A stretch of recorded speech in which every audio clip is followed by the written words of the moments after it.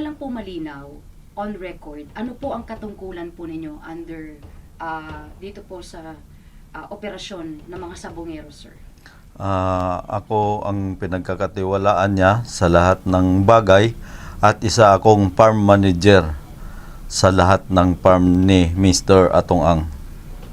Sir, ilang years po kayo nagkatrabaho ni Mr. Ang? 15 years mahigit. Matagal na ako sa kanya. Actually, ninong pa nga siya ng anak ko. Ganun po kalapit ang relationship po ninyo na naging ninong po siya ng anak ninyo. Bakit po ngayon kayo po ay lumulutang at sinasabi itong mga ginagawa po nila Atong Ang? Sa totoo lang, kaya ko naman sana dalhin hanggang libingan ang sekreto namin dalawa. Ang problema, pamilya na ang pinag-uusapan dito.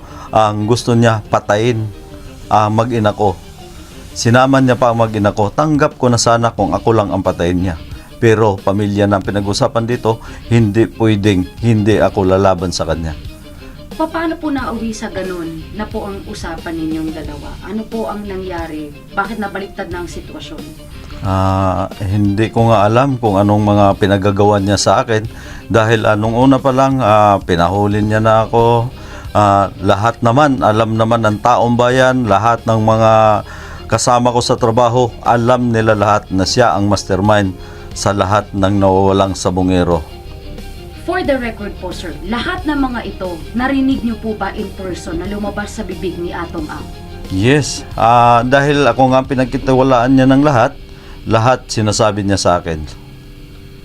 Ito pong 15 years na nagsama po kayo, kailan po nag-umpisa yung mga pagkakataon po na may mga namamatay na po at may nawawalang mga sabongero?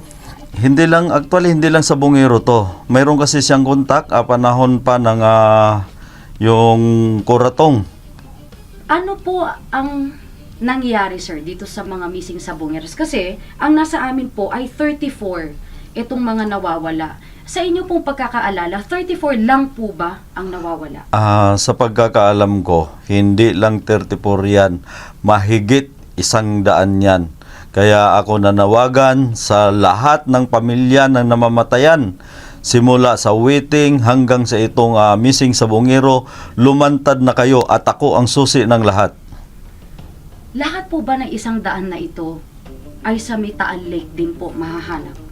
Yes, dyan dinadala ng mga pulis na kumukuha doon sa sabungan. Dyan dinadala sa Talisay, Taal, Batangas Lake. Alam niyo po ba sang parte doon, sir? Sa totoo lang, putol.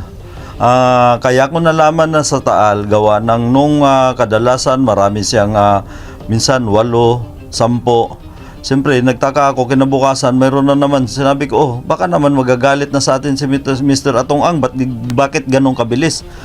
May isang tao na hindi ko na muna pangalanan na isa sa pulis na kaibigan ko, pinakitaan ako ng video.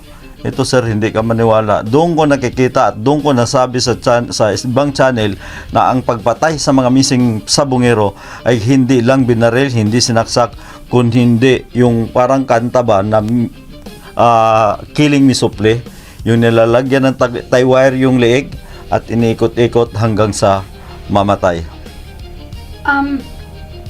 Kayo po ba at some point sa 100 na ito ay nakita nyo in person na ginagawa po yun sa mga sabongero?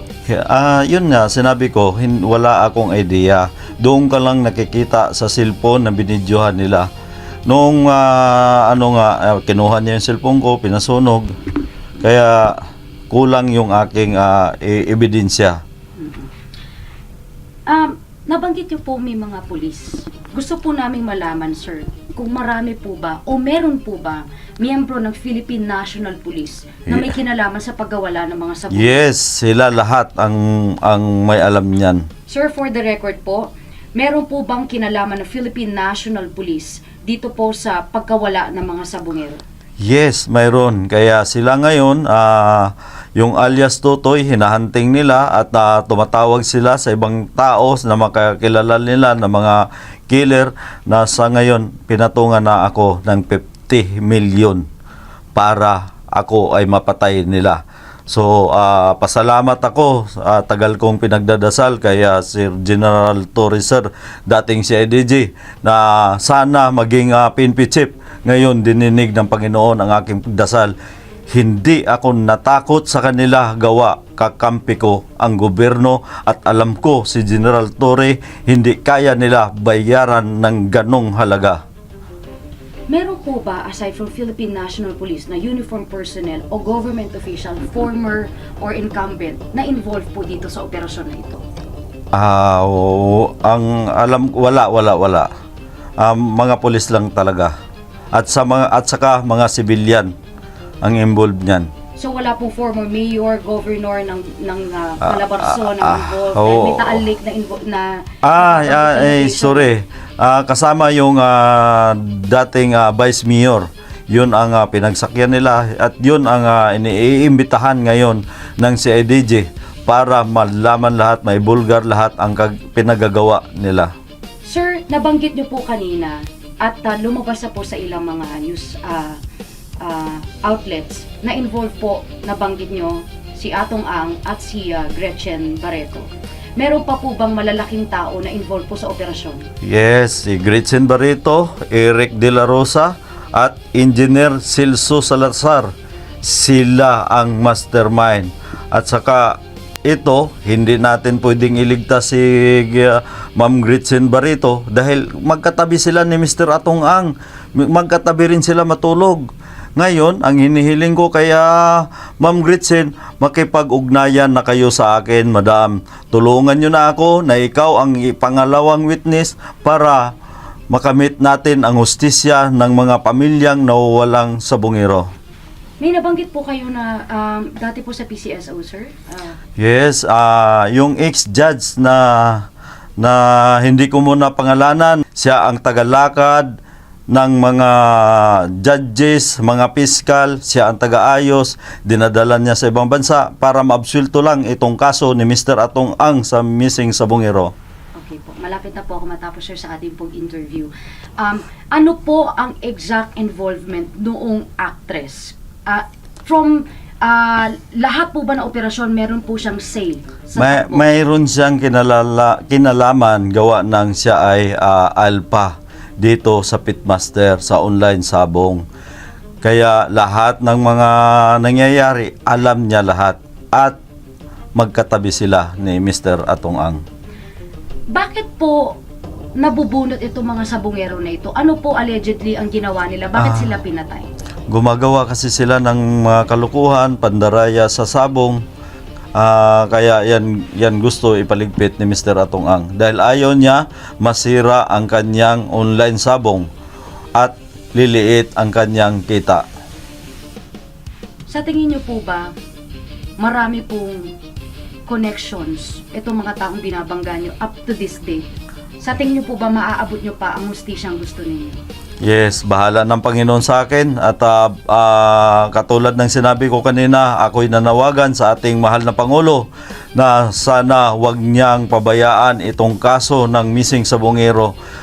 Mahal na Pangulo, ako na po ang susi sa lahat dahil hindi kaya bayaran ng kaanong halaga yung aking isiniwalat ngayon dahil buhay ko at buhay ng pamilya ko ang nakasalalay dito. Matutulungan niyo po ba ang police or uniform personnel na matuntun saan po nakalibing itong mga sabongero?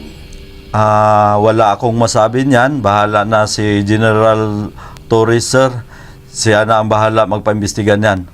Alam ko, hindi kayang ibaliwala yung tunay na pangyayari. One last question na lang po, sir. Maghahain po ng reklamo against you. Si Sir Atong Ang, tomorrow morning po, sir. Meron po ba kayong mensahe sa kanya? Mr. Atong Ang, kung ano man yung ihain mo sa akin, para mo rin inihain yung sarili mo. Dahil hindi magawa ng isang tao kung wala kang utos. Yun lang ang masasabi ko, yung mga paratang mo sa akin na ako ay, anong tawag niyan, yung nanghihingi sa iyo ng pera para malaman mo, ikaw mismo ang nagbigay sa akin na kailangan baliktarin ko lahat ng mga sinasabi ko at inuupiran mo ako ng halaga. Hindi ko tinanggap yan dahil sinabi mo nga doon sa Facebook, sa social media na ako ay milyonaryo. Binaliktad mo yung pagkakataon na milyonaryo ako. Sige, aminin ko na lang na ako ay isang bilyonaryong mini. Hindi katulad mo na kaya mong pumatay ng sinuman, na para ka lang pumatay ng manok, pumatay ng hayop na walang kwinta sa'yo. Ma-identify niyo po ba kung sino-sino sa mga pulis ang kasabwat kung maharap po sila sa inyo? Yes. Ano yung tungkulan at rango? Yes, Colonel yan. May Colonel yan at saka mga pulis na mga membro niya.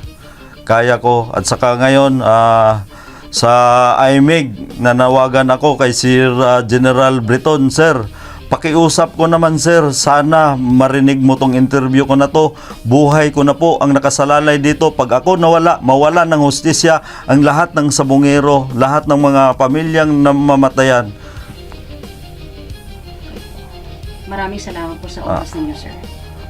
Maraming salamat po na kahit papaano binigyan niyo ako ng pagkakataon na makapagsalita dito. Maniwala kayo sa akin, lahat ng sasabihin ko, walang halong kasinungalingan to. Kahit sino magtanong sa akin, at yun pa rin ang isasagot ko. Hindi katulad nila, gumamit sila ng tao para magsinungaling laban sa akin.